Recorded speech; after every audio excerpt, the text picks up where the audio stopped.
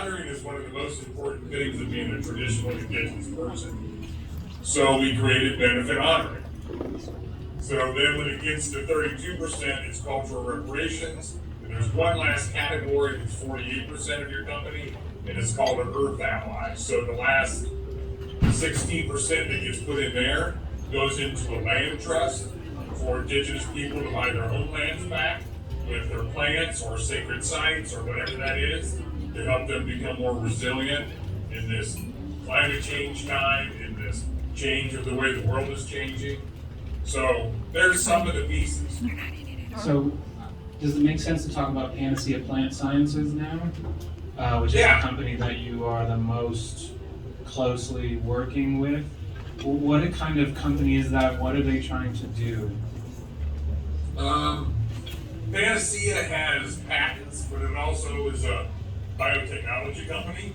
Patents on Substances, techniques, and how systems and how you bring something in, how you feed plants at certain times. like growing mescaline containing cactus, right? Yes. Yeah.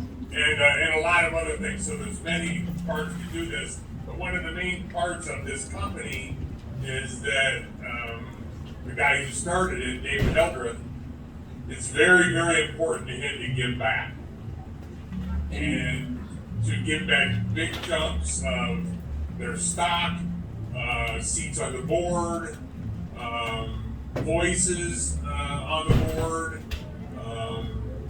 and every company that he works with, this is truly what benefit honoring is he gets every single company that he's working with to give back a bare minimum of 4%. And then if they're working with these Nagoya Protocol plants, then 8%.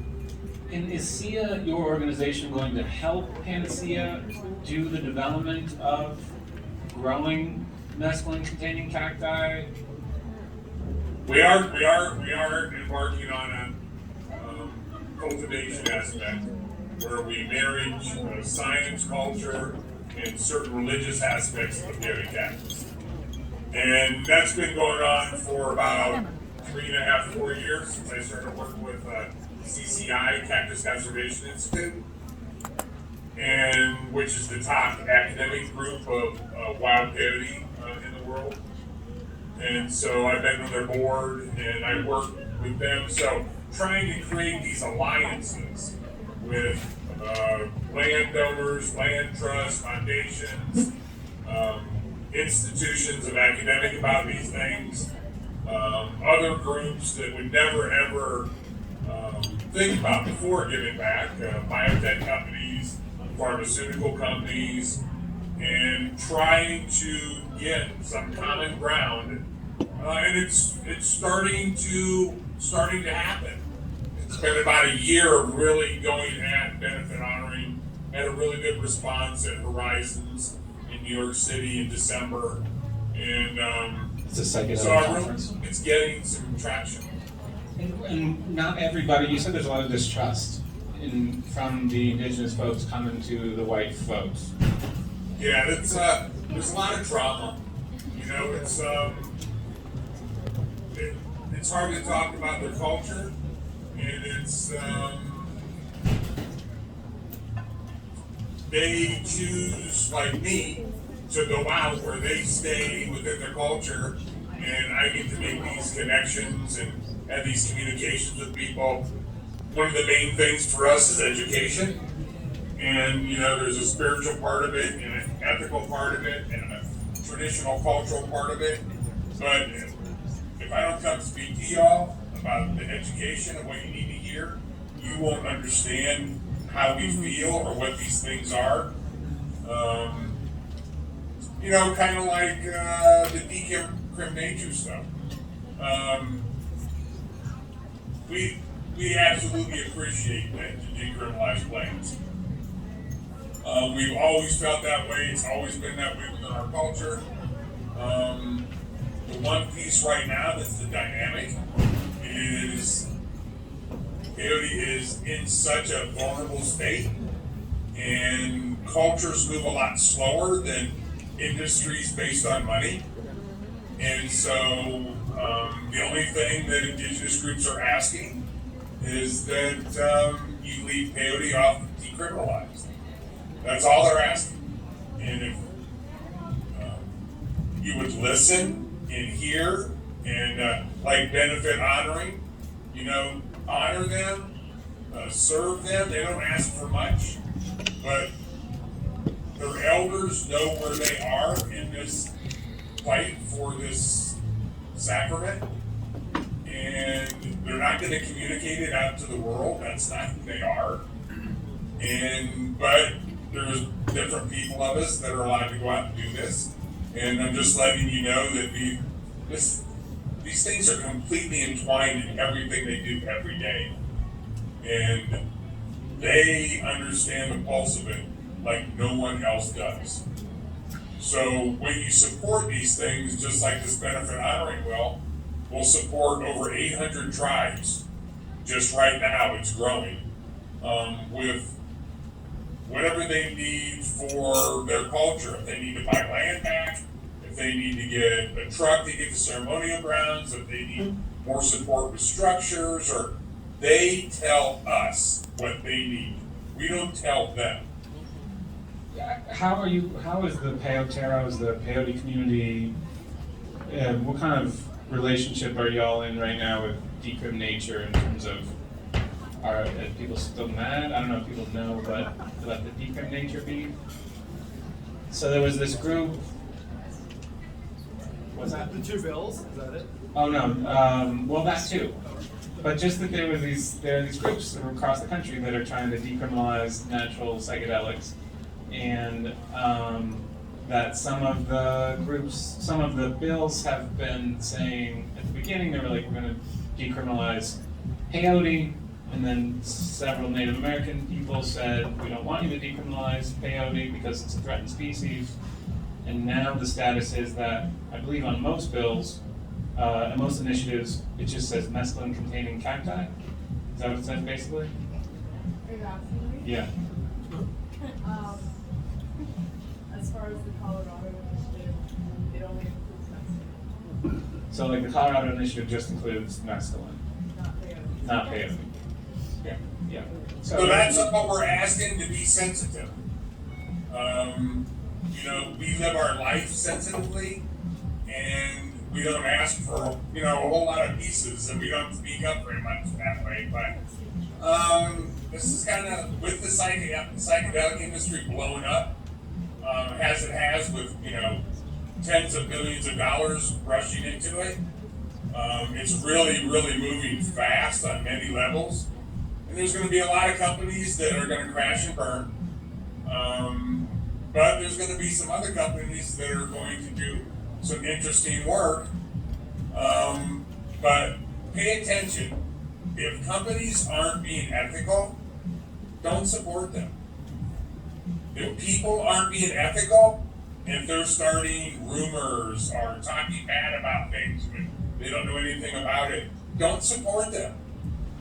It's a real simple thing. What you feed is what you get. Stop feeding it. Just understand that when you help people do things that are hurting other people, then you are also partially responsible. What are some of the other egregious things that you're seeing in this psychedelic renaissance, especially from companies? That's really annoying or A scary. little bit less, but for the first 2 years of what's going on, there's been a lot of groups that just felt like, why don't you tell us what you do and we'll put you in our protocols? Meaning what you do with your ceremonies. Yeah. Yeah. You told me one time when we were talking, you said, white people, when they come to me, they either want to talk about themselves or they want to talk about money. I think that's changed a little bit. Oh, good. I'm saying there's been about maybe 25% curve, maybe even a hair more, on groups that immediately are talking about how can they give back. Of course, this is a deep dip subject. I've been doing this this will be my 43rd year, but I've been doing what I'm doing, and so And I don't know everything, but I deal with tribes all over the world. And of course, we're the only tribal feather repository in the United States, so I deal with 574 tribes there. But it's a deep, rich information stream. It's really hard to get your hands on. And when you don't do it the right way, it just causes a lot of harm. And to do it the right way, you have to slow it down and make it indigenously led. And most people don't want to do that, especially if it has to do with money and power. You told me that you don't like to deal with companies until someone has come and sat with you. That's still true. That's a big portion of it. To come sit here and to come eat with us. Eat? Yes. Break bread? Yes. So that's a very important time to slow the rhythms down. Be actually where our place here is a sacred site. So get to where you can harmonize yourself with a sacred site like this and be able to actually hear more than you normally would, because you'll be surrounded by cultural objects and ways, and that makes a huge difference in understanding like what SIA is. We're so dynamic, it's really hard to like just have a conversation over Zoom, or even me go lecture somewhere.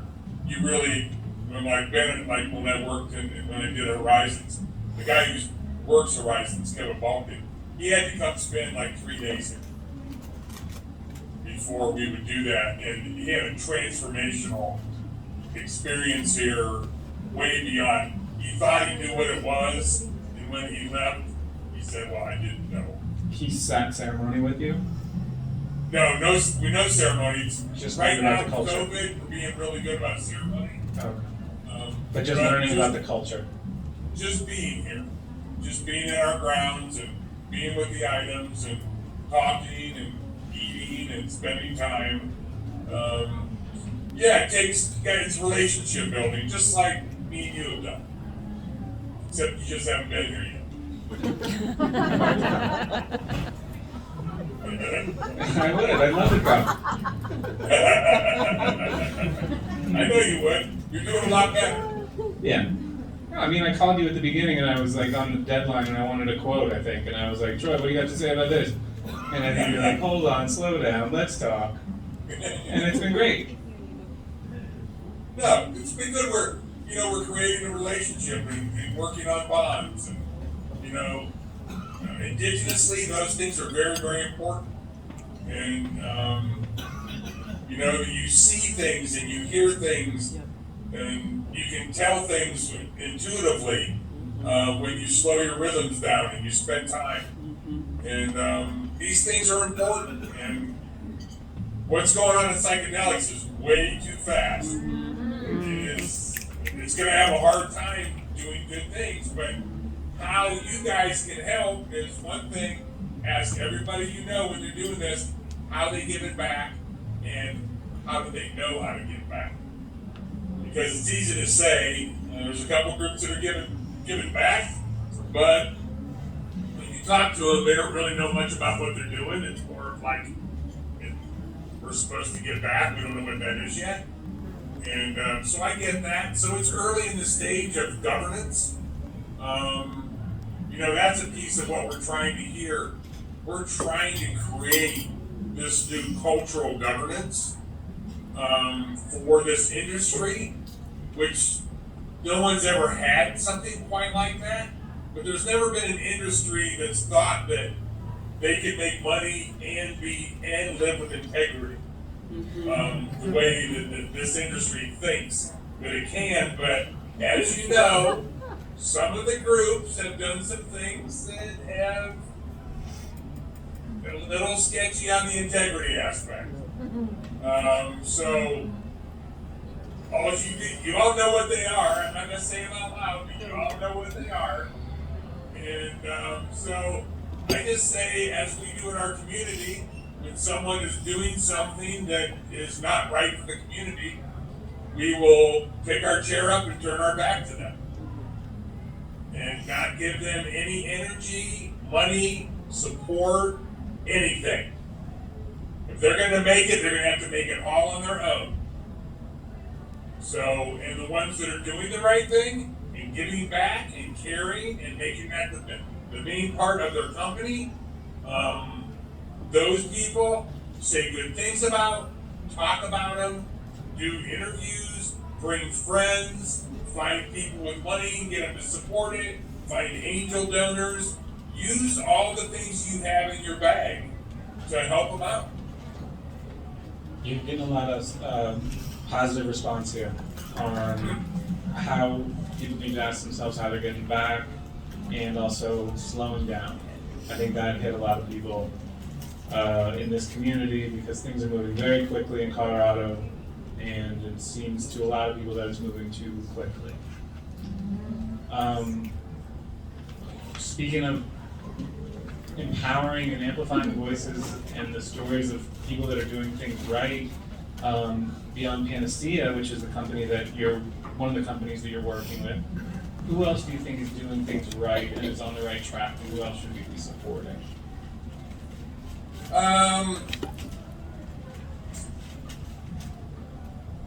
Some of these companies I'm having talks with now, so just know that there's more than 2 handfuls of companies that I am having deep conversations with right now that are showing all the right signs. So on that side of it, I would just say that people need to understand that this thing of benefit honoring, you guys need to just speak it all the time. Speak it into being, do hashtags on it.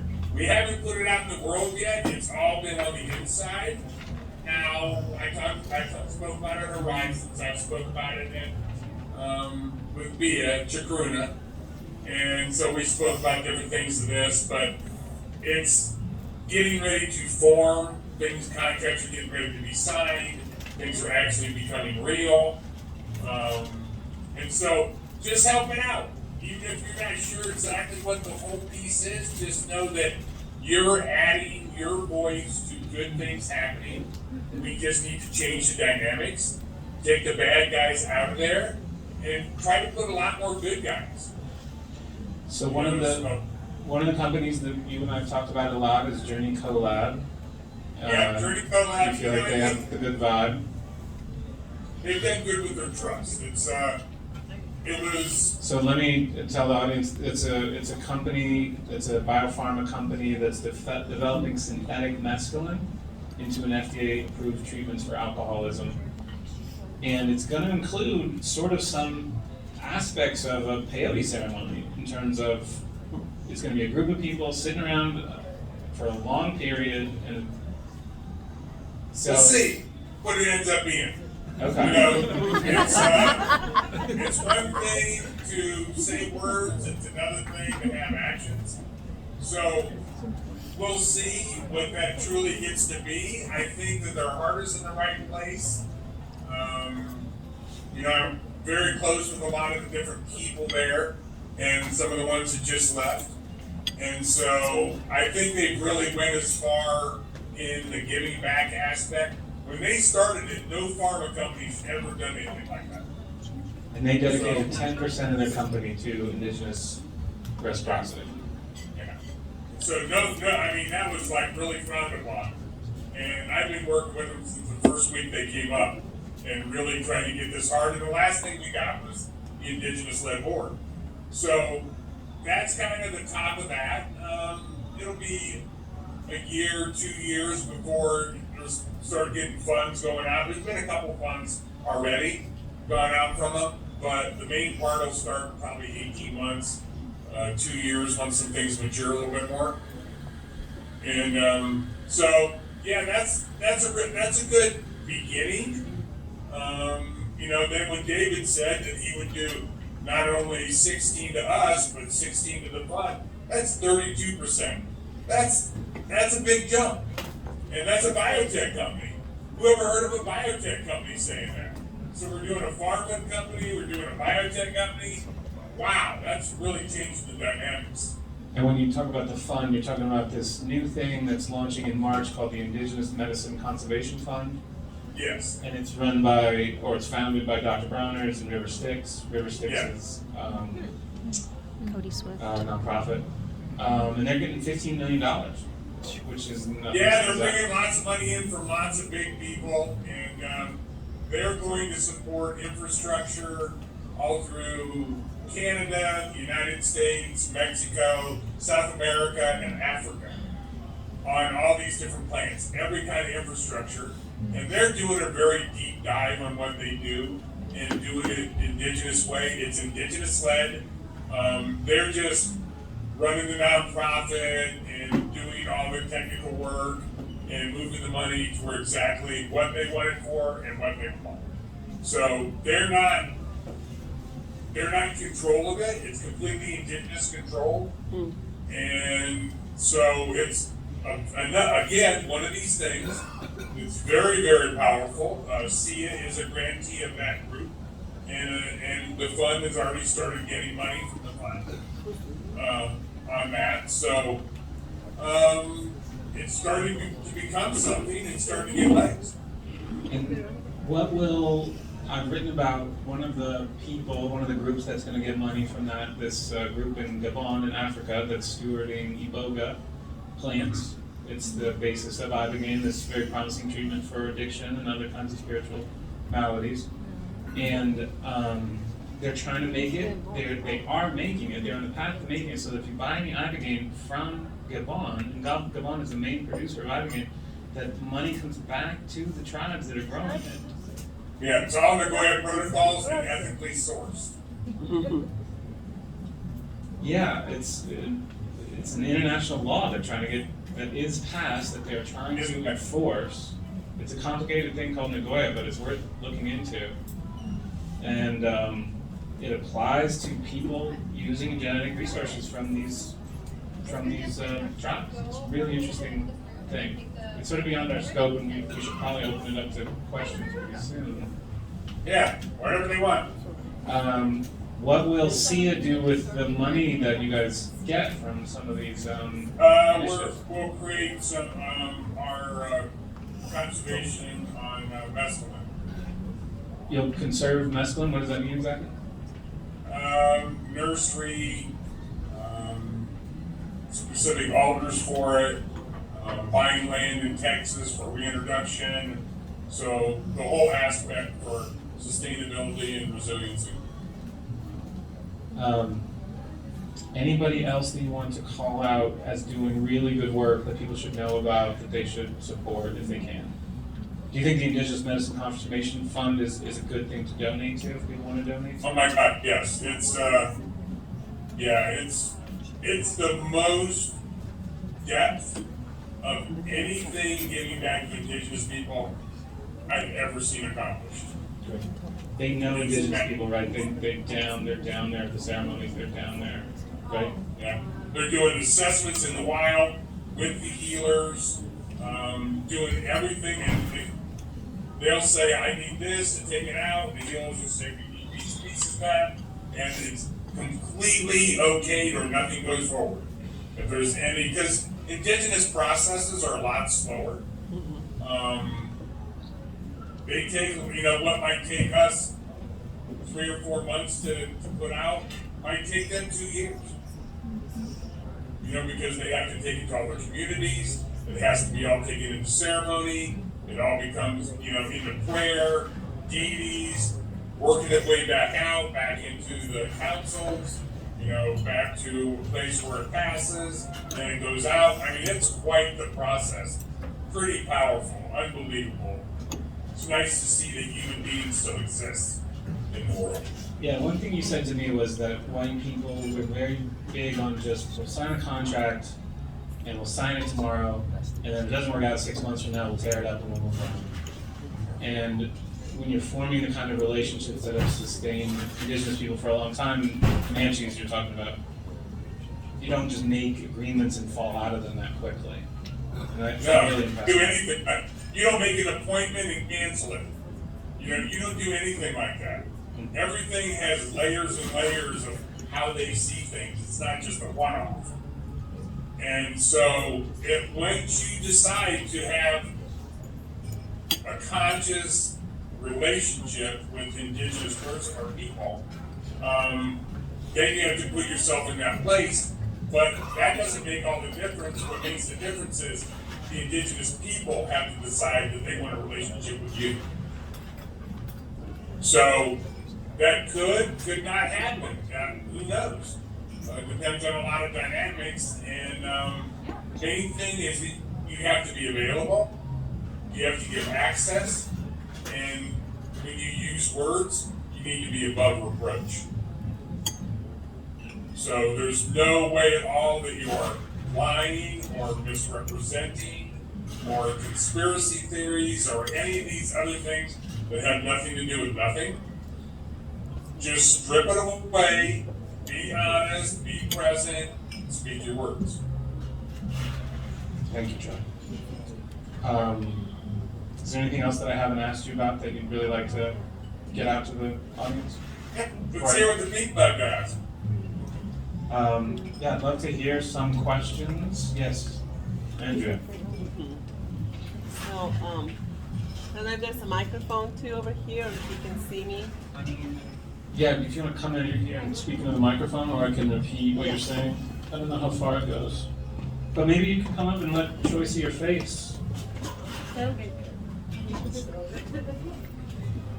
I can't turn the computer. Hello, Troy. Nice to meet you. Yeah. Hi, my name is Andrea de Loteo, and I want to first honor the ancestors of this land too while we speak here. The youth, the Cheyenne, and the Arapaho, and your ancestors over there too. Good up. Thank you. Thank you for speaking up, and thank you for allowing us to, learn more of the movement that you are facilitating. And I have a couple of questions for you. Okay. And just want to know your opinion about this thought.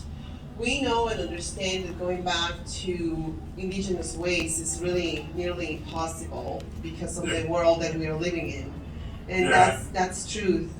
Although, do you feel that now with the approach that has been given by certain companies, like, that they're giving the 10%, 20% of the benefits, is that enough? What's happening with the other 90%, right? Is this only a Band-Aid really to cover up for, the damages that the 90% are gonna continue to support the other corporations?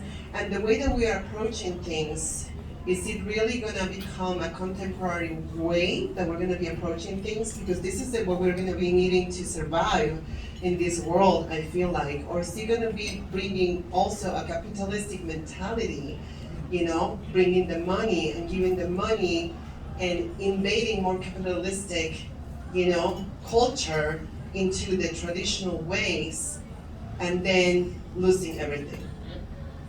Well, one of the things I say about the money part is the money doesn't go directly to the people. The money pays for the items that they ask for. So it's an interesting aspect because we found that when you give away money to people that haven't had it, sometimes things happen. So what we found is to them let us know how they want to do it and what they want.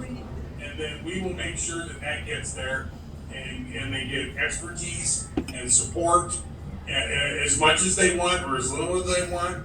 And they also get to sit on boards and have power with saying directions that the company will go, and how, like, say, one of the pieces would be like phase 3 trials, where you can do more communal Indigenous setting in the trials, not just a one-on-one in a room, which indigenously works unbelievably well. But for the model of money, when you have to pay a therapist for 8 or 10 hours, and there has to be 2 of them in there, and there's all these things, sometimes those have a hard time making it. But like Native American Church, where nobody gets paid anything, and everybody gets healed, and everybody gets taken care of. So it's trying to find some kind of a decent, I wouldn't say a marriage, but some middle way. The world that we live in doesn't have the indigenous capacity to be able to handle the depth that the people go through because they live that way, their ancestors lived that way. It's part of their life. It's deep seated.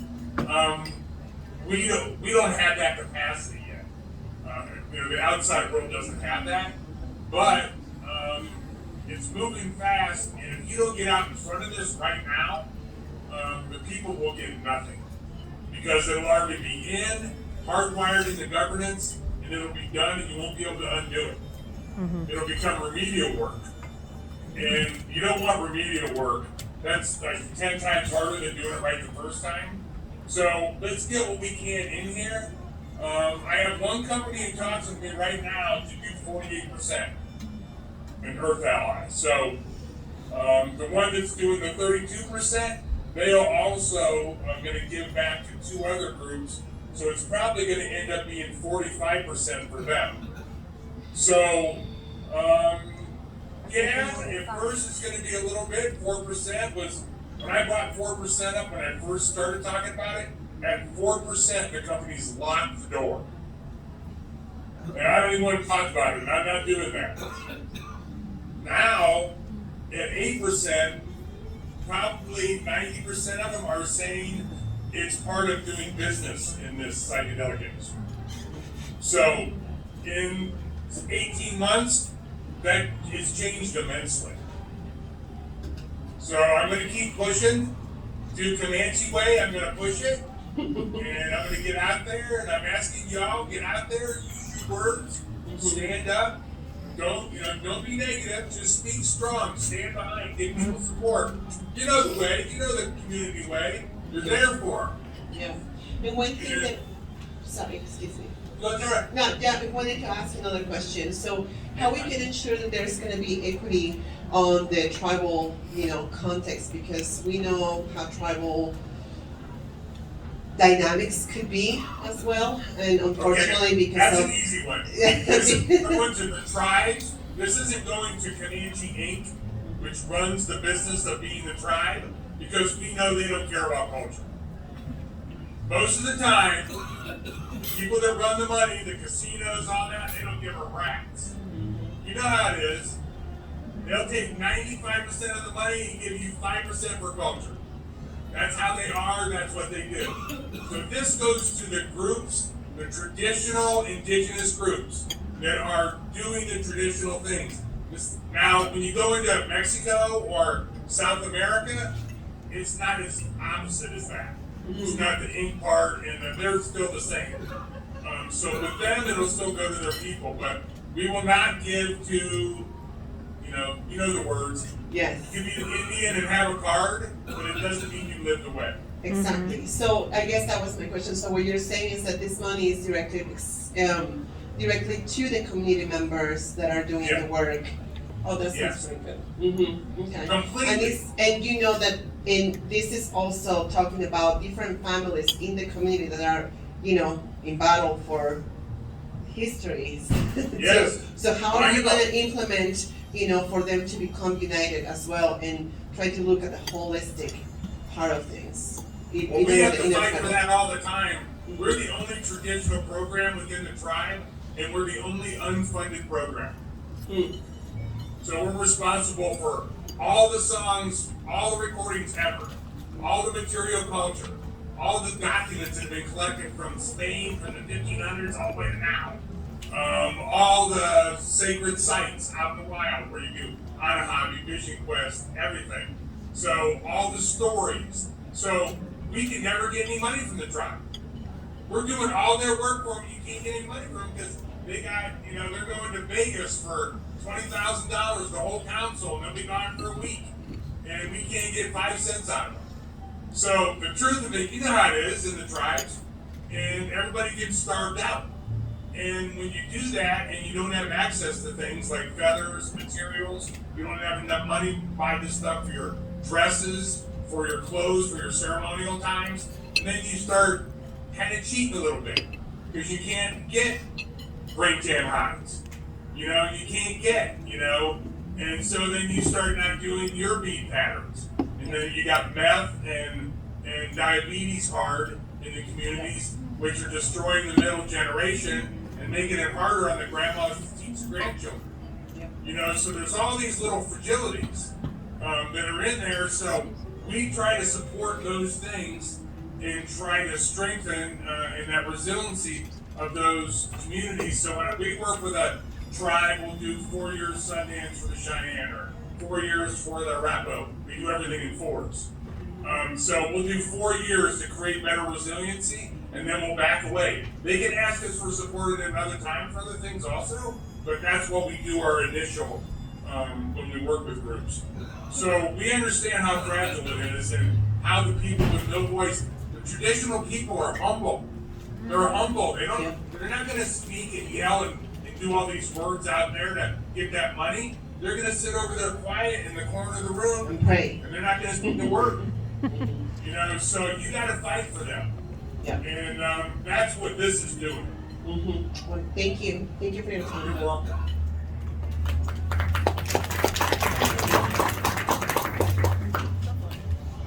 And how long should we go, do you think? Okay. Yeah, so we're, yeah, come on up. And yeah, it's 7:38, so, if people need to go, respect your time, but if people want to stay and keep talking, then I'm up for it, if anyone else is. And, we're supposed to ask for that. Troy, are you good to keep going, or? Yeah, whatever's good. All right, whenever you need to cut it off, just let us know. Follow the yellow brick road. All right. Good evening, Brother Ted. Thank you for being here with us and sharing some of your work and your knowledge. My name is Bianca Acosta, Wirarica descendant, but also mestiza, Mexica. I hear you a lot talking about indigenous reciprocity and how this is gonna support some of the indigenous communities. But something that came up for me was, is there any of this money going to projects around land restoration? And Yeah, the last part, the Earth Ally, the last 16% that's given, that goes to land trusts. and Buy I back think lands and restore lands. I think what I'm more interested would be in Black, Indigenous people of color projects that are supporting regenerative agriculture and restoring foodways, mainly. Yeah, there's So some of it's- that. The lady that runs the Indigenous Medicine Conservation Fund is an ecologist and teaches regenerative farming. So these things are very important. She's just doing a lot of work in Africa and with the Yaqui and then some of the groups in Brazil. So yeah, that's a part of it. And but you can't. It's that same thing again. You don't tell them what they need. They're telling us what they need, and we're going with those things. So right now, a lot of this stuff is the medicine objects, the medicine plants, and also a couple of them are doing these where they're growing food and medicine plants together. So yes, I get that these things are very, very important, but how they're important is based on what the people tell us. And so they have access to that knowledge and those things and this money for that, but they haven't gotten to that yet. This is a newer thing that's happening. The fund hasn't even, it launches March 20th, so it hasn't even launched yet. It's been internal. So far, yeah, money's been going out to the people, but it's not going out to you guys yet. You're not hearing about it yet. You will on March 20th. And my second question will be, I feel that also is being left out Latinx communities, and I gotta tell you a story. Just a couple of weeks ago, I was sitting in Inipi in Sweat Lodge with Lakota elder, and then he said, your people before Latinx people have been left out of tribal affiliation just because a border was put into place. Yeah. Because before, so so many Latinx that don't have an indigenous tribe affiliation that I feel are being left out of the conversation. And that is, our communities also need to create, I don't like the money talk that much. I prefer to talk about ceremony. I prefer to talk about creating a safe space for all the communities that are within myself, you know, and something that got me a little bit activated as I hear you speak relative, like I said, is the kind of also Black communities that being left out, and I'm mainly speaking for communities that are already here in the U.S., like Latinx with no tribal affiliation. So where does that leave those groups? You know, the tribal affiliation stuff is a hard one. I can feel that all the time with, like, the Polynesians, even though they're an ancient tribe, one of the great tribes of all time. They can't get feathers from the National Feather Repository because that included as being indigenous. So that's a different fight on a different federal level, kind of piece, and giving them access. Like what we do with feathers, I can't give people that are from tribes that aren't affiliated feathers from native birds, but our feather collection from birds that are from somewhere else, as long as they're not endangered, if they just want an eagle energy or a hawk energy to use in ceremonials, then they can get that. So you have to work hard in the system to understand what you can get away with, what you can do, what you can support, and what you can get changes in. But you need people to commit. Like you're talking right now, but you need 500 people committing with you, using those words, going to the people that make a difference, hidden fish and wildlife, hidden governance people. That's how this is going on. You gotta have a voice, you gotta use your voice, they need to understand that these are needs that you have, and if this is a country that says freedom of religion, which is not true, it's freedom of religion for white people, but the rest of it's not freedom of religion. And you need to stand up and get that voice and not let them get off the hook. Because they're used to life's busy, people are poor, people don't put the time and the effort in to get the changes made. Because I've dedicated 42 years of my life bringing people from Washington, D.C. to our table right here, writing laws, writing governance for indigenous people, access for spirituality things, doing Native American Grace and Repatriation Act.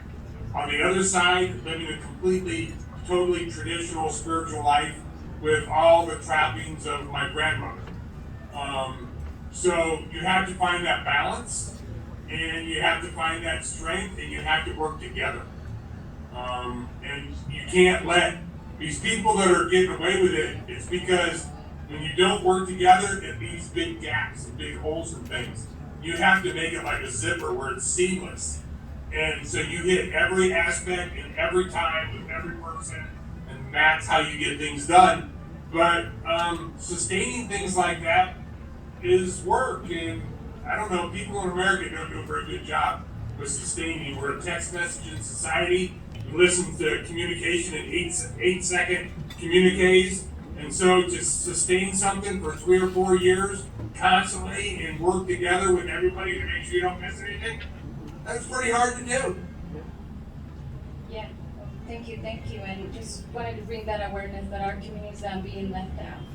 That when we talk about reciprocity and being in sacred symbiosis, we remember those who are also being left out from the conversation. I wish you the best of all that. Thank you very much.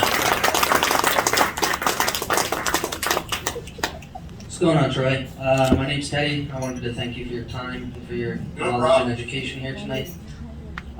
See, I appreciated what you were saying, and you said something along the lines of, if there's a company that isn't doing something that, aligns with your morals, or if they're not ethical in your eyes, then you don't have to support them. And there were 2 companies that you said that you do support. I think one was called Journey Collab, and the other is Panacea Plant Sciences. And you were talking about how these are like biotech companies that are working on different licensing and patents on techniques of cultivation on different aspects of these medicines. And to me, it seems like that is something that could be really ethically hazardous. I believe that cultivating these types of medicines and working with these medicines are rights as people of the earth. To put forward licensing and to require licensing or payment is to take away our inherent rights. And then if we're going to be giving away our rights, when does that stop? Because if we give them one thing now, they're going to want another thing in a year. And by the time our children are older, they're not going to have any rights left. So with these biotech companies, how can we trust that even with a 48% what do you call it, a benefit honoring? How are we going to be sure that these patents aren't really what they want, and that this information, this knowledge, these techniques aren't going to be the thing that really holds us back and stops us from being able to have indigenous sovereignty? Well, one of the main parts of the beginning to that is you spend time with them as human beings. You spend time with their family, you spend time eating with them. They come to your places, they come to your dances, you spend time. Say with Panacea is not only not going to use all these sacred plants we're talking about, they're going to use other plants that aren't sacred to indigenous people to bring those things out of them. They're not going to use paleo to get mescaline. They're not going to use ayahuasca to get permanent. They're going to use grass. They're going to use these different other substances to do that.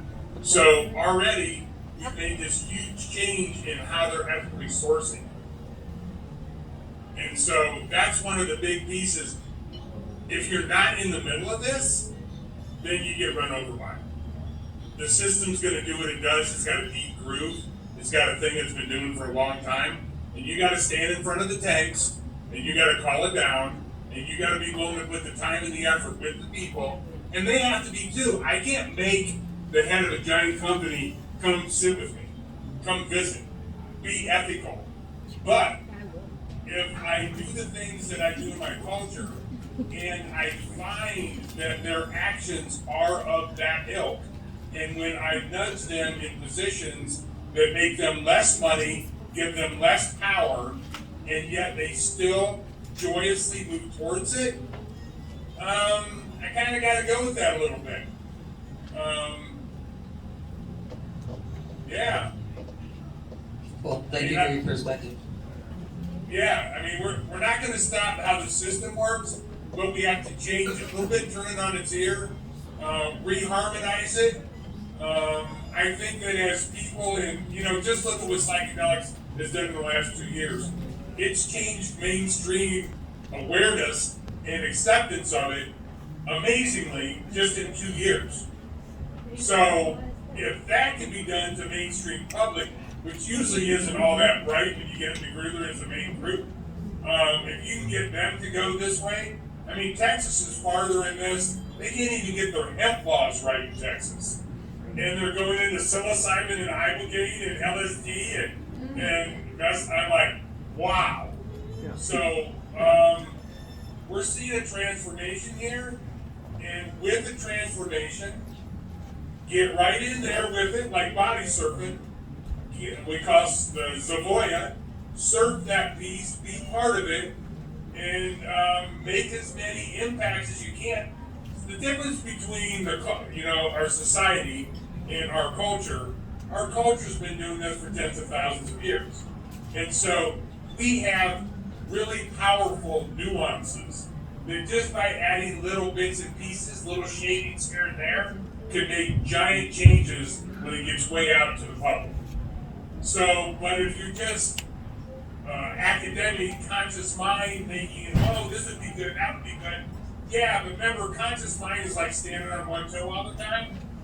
Living in a culture is being balanced on the earth, being balanced with the heavens, and walking the talk and living the walk. Those decisions are deeper and richer, and they're a lot harder to make into governance. But I'm doing the best. We're doing the best we can, and it's changing a lot just when I've seen it. What's normal for me to ask now is about 400% more than it was a year ago.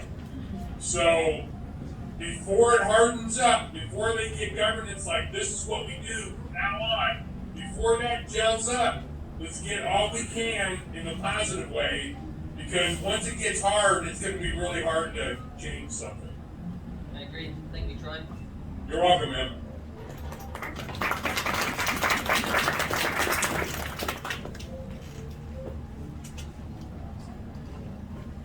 Hello, Troy. Hello. My name is Andrea. I'm descendant from the Mapuche tribe from South Chile. Thank you for Okay. your talk today. Thank you for everything you have shared with us. I do have two questions for you. One is related with the question that my brother just asked you regarding the plants, right? I have an understanding as an indigenous woman that we are related to all plants, not just Yes. entheogens.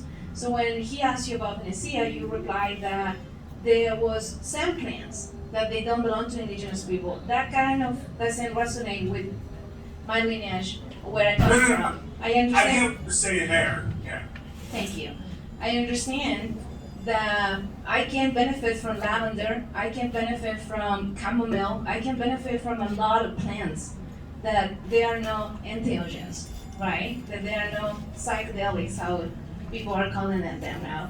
So I would like to bring that awareness that when we talk about plants, we are not only talking about entheogens, we're talking about all plants, we're talking about Mother Nature.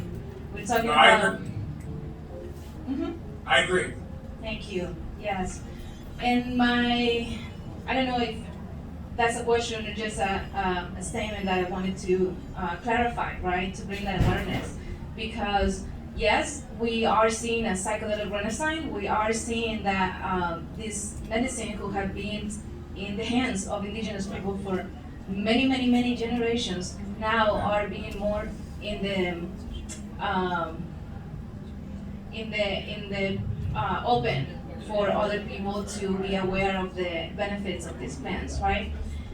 And maybe it is because society needs it. Maybe it is because we as a humanity are moving into different systems. So when you speak about if we don't go with the system, then the system will take us out. Have you ever asked yourself that maybe we can create a new system? That maybe Yes, movements can help us to create a new system?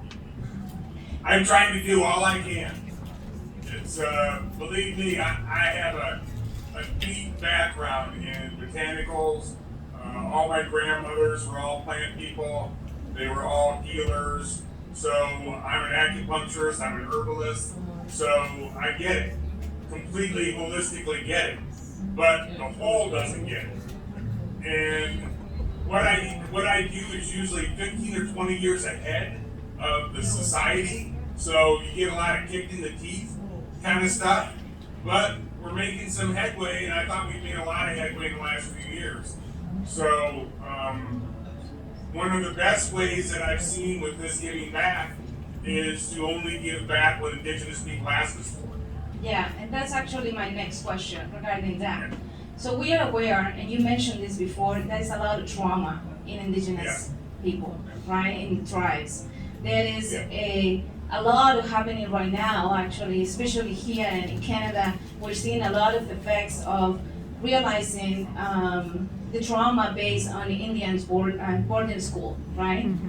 And we are aware that when we are in trauma response, we are not co-creating or we are now actually thinking about the future. We're just trying to survive. We're just trying to move forward to the next day. So if we understand that many indigenous people are in that, and you're saying that the money that is given to them is not even money, it is something that they are asking for, right? Yeah. So have you ever asked yourself that maybe they don't even know what they're missing out? Maybe they don't even know what they can ask for something more because they're only in survival mode. So who is making those decisions? You know, it sounds to me that it's very controlling. You know, okay, I will give you a little bit so you can buy your feather, right? Because maybe that's what the person wants, or maybe that's what the tribe wants, or a family Can't buy a wants. feather in America, so that's against federal law. So Okay, and that was an example. first thing. Okay, thank you for correcting me. That was an example. Let's talk about the dressing that they had to use for ceremony or for dancing, right? I have an understanding that these come from Arapaho people from the Wyoming reservation. I know people that they cannot even go to ceremony because they're single mothers and they don't have anybody to take care of their children. No, I get it. So how are we deciding where this money is going if they don't even know what they're missing out? Because there is survival mode, and there is generational trauma, and there is addiction, as you mentioned. There is diabetes. There is cardiovascular issues happening, right? Why? Because the disconnection that happened when people were kicked out of their land, because the disconnection that happened when women were taken away from their land, and all the hormonal issues that happened, that brings in, that the baby then feels it, and then the generational trauma goes on and on and on and on and on. And then we know that for example, in Wyoming, the reservation, the food that is provided, the water that is provided, there is no whole food in the Wyoming reservation. So how are indigenous? How are they aware that there is organic food? When we know that back then, for our ancestors, there was no such a thing. Everything was organic. That's right. So if we're thinking about people dealing with addiction, dealing with diabetes, dealing with so many issues, that they are so related to the relationship with the land, with the relationship with food. But they're not aware of this because they're in survival mode. So who's making those decisions for them? We're just giving them whatever they're asking, but maybe they're not asking because they don't even know what they're missing out. They don't even know what is out there. They don't The even. people that are asking for the things are the traditional people that have come into, they've spent their whole lives doing the traditional ways and the cultural ceremonies of these things.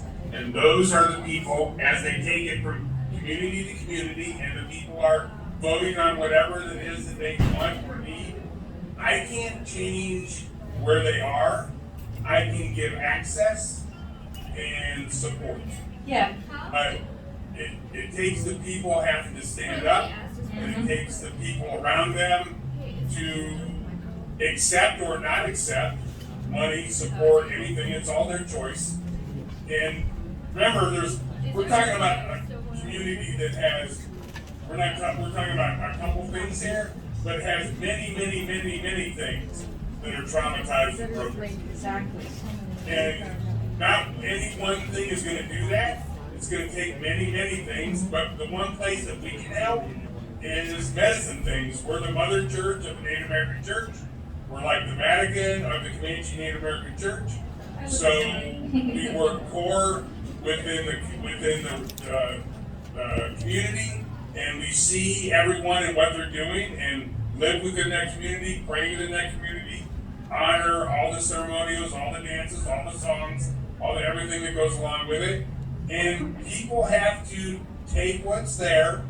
You know, they've taken a lot of the white people's things and not went back to their things. So they have to choose to do their beat patterns, to do their dances, do the right things, to be in ceremony, to give back, to suffer, old way. They have to make those choices. I can't make those choices for them. I can give them access to better medicine, more quantities of medicine, more support to their community, the land base, the buildings, the vehicles they need, the gas they need, depending on where it is. But as human beings, you're here to make your own decisions. Yes. And to stand in that place. And Yes. so I look at no one as a victim. You make choices. Yes, but there is also generational trauma, and sorry to interrupt there, but there is also the generational trauma that happened because of colonization. Because it happened that people were kicking out of their land, forced to move farther away to lands that they're very hard conditions, where they cannot even have a garden. For example, you're talking about buying land in Texas to cultivation of peyote, right? What are we doing for the tribes so they can cultivate their own food? Yep. Why are we not buying land for the tribes to cultivate their own food? So they can heal too, because we got an understanding that all plants are from Mother Here, Nature. they never did it that way, but in Mexico, we're buying land for the Wheat Joel's pilgrimage that makes it where they don't have the fences, they don't have to take the buses and sell their ceremonial objects to be able to get the buses to go back past the fences. So we're doing that there. But here, all these tribes that use say peyote, they're not from this land. They're mostly from the north and the Midwest. And the land where peyote is, where in America, is the biggest percentage is Comanche. Yes, I think you misunderstand what I was saying. I was saying that you mentioned that you guys are going to buy land in Texas for the cultivation of peyote. My question was, why are we not providing land or wastes of greenhouses for indigenous people to cultivate their own food that is organic, that is for them and created by them, that these are the ways, because we're talking about diabetes, and if we're talking about addiction, and if we're talking about all of these mental health and physical health issues, right? It is because of our relationship with food. It is because of the relationship with the land. There is no separation between the land and indigenous people. Mapuche, my lineage, Mapu means earth. Che means people. We are the people of the earth. All indigenous, everybody is. But the indigenous are here to remind us, we are here to remind others that we all belong to this earth. And what you mentioned earlier, that there are some organizations mixing fruits and vegetables, right?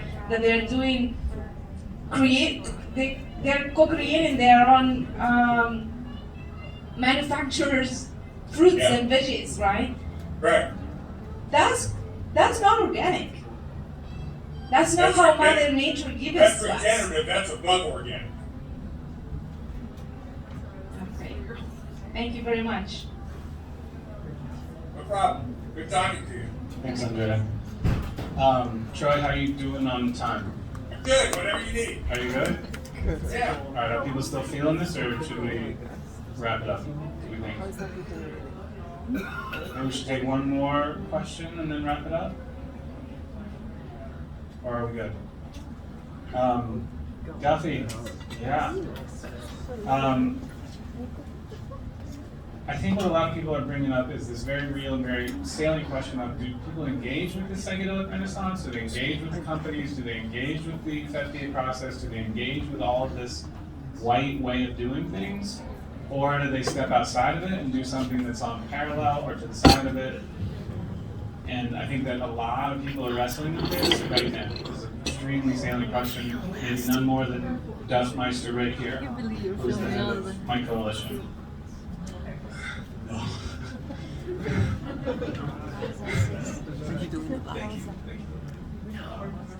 Hey, Troy. What's up, man? What's up? Thank you for being here. And Yeah, it's good to be here. yes. So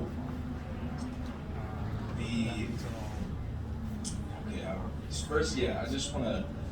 I do want to acknowledge that I hear you and I appreciate the recognition of the behemoth of colonial capitalism, the systems that are just here, completely global society has been created through. And that's not going away anytime soon. And there are many different approaches to composting, to regenerating, to making sure that the extractive profiteering models that colonial capitalism has put forth are put to an end, and that regenerative, abundant, reparative, restorative ways are reemerged, right? So I get that, and it's a super complex problem that we're all reckoning with. So, especially when you try to put it within governance. Yeah. So, one risk I see, and I'm wondering if you see this too, with initiatives that are framed as reciprocity, as giving back or equity, that a lot of these sorts of initiatives can be a way of reinforcing the status quo, of continuing to enroll people in the dominant culture, of like placating and bypassing the real necessary work of reparations. Yeah. And building an authentic equity, which isn't just giving like a piece, like you get a percentage. It's actually restoring shifting power. shifting power and land and resources to indigenous folks, to women, to new guard of leadership that's needed to steward an entire movement that's so beyond an industry. And we see the industry as this, there's billions of dollars, and it's like, if you don't work with that, you're just gonna get run over by the train. But there's a wave of spirit rising through people that, if there was more of a movement and people who sit in positions of power within and around these big companies and corporations, to start to advocate and demand that not just pieces of their scheme get given to folks, as like a benefit gift or an honor. I can't remember what your term was for it. A benefit honoring, but actual shift in, equity in the form of not just, I think there's an idea of equity that's just like a piece of the pie instead of shared stewardship, instead of actually shifting power. You see what I'm saying? So I'm wondering if you're seeing any risk of that. There's bits and pieces of that happening, but you're talking about core information here, and we barely, 2 years ago we were just talking about bringing it up words for the very first time, and now 2 years later we're having this conversation where there was nothing like this conversation 2 years ago. And so not only are me and you having it, or me and the group having it, but I'm actually having it with CEOs. I'm having it with big venture capitalist people in New York City. So the conversation is changing. And we just need to be, as people, we need to be more consistent in our behavior instead of being in react. We need to, like what you're saying, make conscious decisions. Like with us, we have a culture. So we have cultural constructs that already have shown us who we are and where we're going. So for me, the filter that I use as a Comanche is how I put these things together. Now, like benefit honoring. Benefit is the world word. Honoring is our word. They have to merge somewhere. There has to be a transition point in there somewhere to get it better. So this is as good as I can get them to swallow right now. They're surprising me every day. Like every day I'm like, I had something happen today. I am not going to bring it up. It's very, very touchy, but it can blow the doors off of how this industry is working that happened today. So just knowing that is being brought up, talked about, and considered on a very high level is amazing. When, like I said, 2 years ago, there wasn't even a word, or as soon as I brought it up, because they more thought of it like reparations. And I don't want it to be a reparations where you're getting back at somebody to take from what they did. I want them to be fully bought in and give more. Our culture says, give more than you have and give your best. And so I'm trying to model this behavior for big business, and they're starting to pick some of it up. Thank you. Yeah, I recognize that that's really difficult work, infiltrating in those kinds of systems.